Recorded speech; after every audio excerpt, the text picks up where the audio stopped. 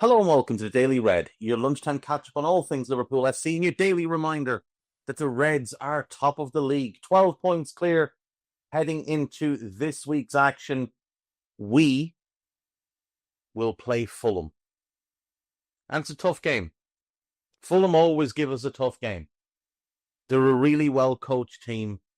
They've got a bunch of good players. They're not exciting.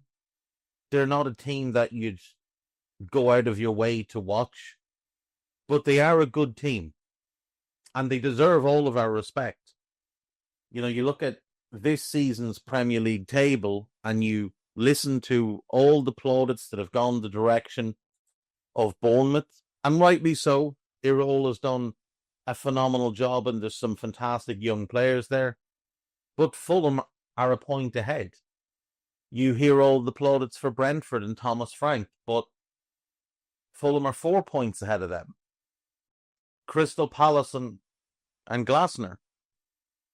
Fulham are 5 points ahead of them. Even Brighton and Hursley, Fulham are only 2 points behind them.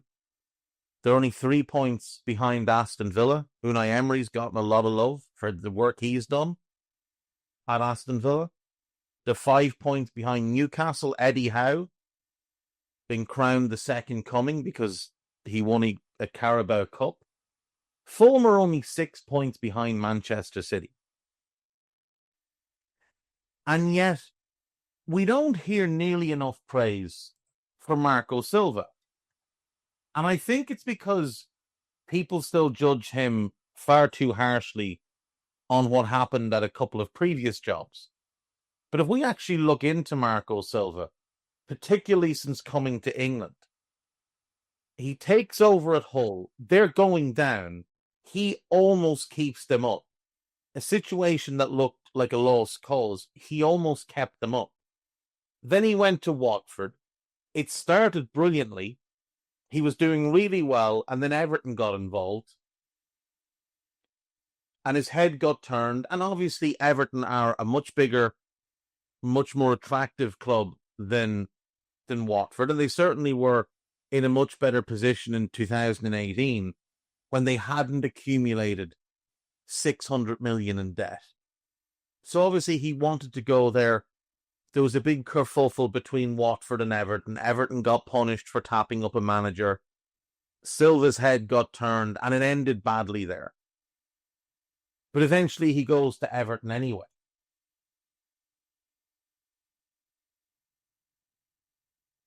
Everton paid 4 million for the tapping up. Like, that was their punishment. It was like a compensation. Even though they had to wait 5 months to appoint Marco Silva, they still paid 4 million. And his first season went really well with Everton. They finished 8th. And it looked like they were on the right path. They had, in Brands, they had a very highly regarded sporting director. In Silva, they had a really good young coach. It looked like they had their future sort of charted out. Remember, when he went there, he was only, I think he was 41 when he went there. And obviously, the second season goes badly, and Everton being Everton, they panic, they don't let him work through it, and they sack him. But Everton being Everton, they'd also given him a guaranteed contract, which gave him no real reason to rush into another job. So he sat at home for a year and a half while Everton paid him, waiting for the right job to come up. And when it did, it was Fulham. And he's done a brilliant job at Fulham. He really has done an outstanding job at Fulham. And season over season, he continues to defy expectations. You know, his first season, he takes over, they're in the championship, and they win the championship. Come up, and they finish 10th in his first year. After his first season, they sell his top scorer. They sell Mitrovic. And they replace him with Raul Jimenez, who's a good player, but clearly not the player he was pre-head injury. And clearly not capable of the type of goal-scoring return that Mitrovic is capable of. And he still finishes 13th, and they don't get in any sort of relegation scrap at all. And then this past summer, for the second summer in a row, they sold his best player in João Palhinha. And he has them in 9th. And yes, fair enough, in the summer they did go out and make some good signings. Emil Smith-Rowe, Sander Berge, Joachim Andersen, good players, no question. But he's taken them from the Championship to a solid mid-table Premier League team without huge spending. You know, in his first summer, when they came up, I think they spent about 40 million net. In his second summer, which is where they sold Mitrovic, the biggest summer incoming was Alex Iwobi.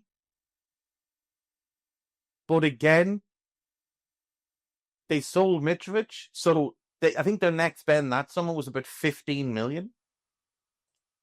And then this past year, yeah, they bring in the 3 players I mentioned, but they sell João Palhinha. They also sold young Jay Stansfield, who I think he's a really talented young player. He went to Birmingham for 10 million. Their next spend was about 25 million. So you're looking at about an 80 million next spend across 3 seasons. There's never even been a flicker of a relegation battle. No concern over it at all. He has just continued to overachieve. And you look at the squad and, you know, there's good players there for sure, but he's getting the most out of them. Like Bert Leno was written off at Arsenal. He's gone to Fulham and he's been really good for them. At right back, Kenny Tete's missed a bunch of games. They've got this weird platoon thing with Tete and Timothy Castagne, neither of whom are anybody's idea of a top-class right back. But you don't hear of left wingers just going and running rampant against Fulham because he gets the best of the players. At centre back, Calvin Bassey and Joachim Andersen, both good players, but both flawed players as well. Andersen has no pace on the turn, and Bassey, he just makes significant errors. Like, he makes big, funny errors. There's a little bit of Titus Bramble about it. Issa Diop is their third centre-back. He's getting good performances out of him. He'd been written off a few years ago. Remember as well, they lost Tosin, who was their best centre-back, for free.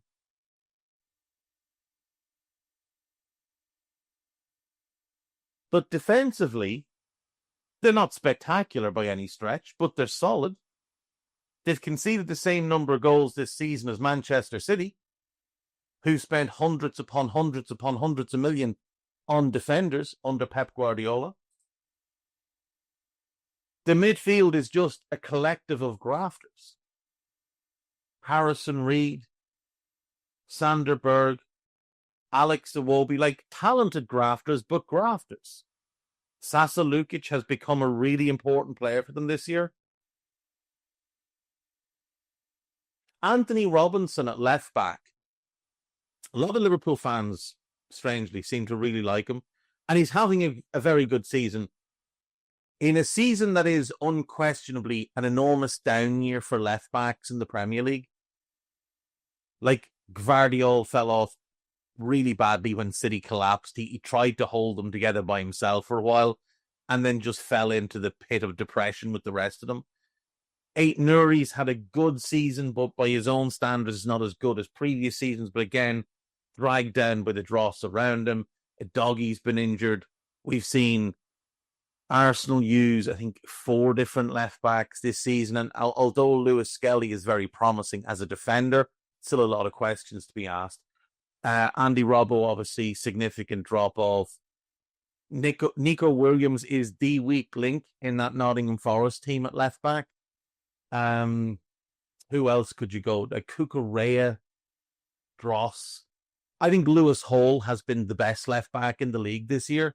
Unfortunately, now his season is over. But Lewis Hall has kind of been the best of them, and Robinson has probably been the second best. And yet you'll watch him play at times, such as the Arsenal game in midweek, and his defensive stuff is just so hard to watch. He either switches off completely or makes completely the wrong read on something and goes off to do something that is never going to happen and gets played in behind really easily. But again, Marco Silva's getting much more out of him than he'd ever shown before. The Reds, it's Jack here, and that was a clip from one of Anfield Index's audio podcasts. If you have enjoyed the video, make sure you do like, share and subscribe to keep up to date on all things LFC. We record around 100 audio podcasts every month, with our shows featuring match-going fans, top journalists, professional analysts and even Liverpool legends along the way, with the great Dane himself, Jan Molby, joining us every single week. If you want to listen to all our podcasts for free, head over to anfieldindex.com/podcasts. Our audio shows are available wherever you get your podcasts. Just search Anfield Index. Or if you prefer to listen to all our podcasts in full and without any ads, why not head over to AI Pro today to check it out now at anfieldindexpro.com. If you want to get involved in the great growing community of Liverpool fans, check out the Anfield Index Discord. The link is in the description.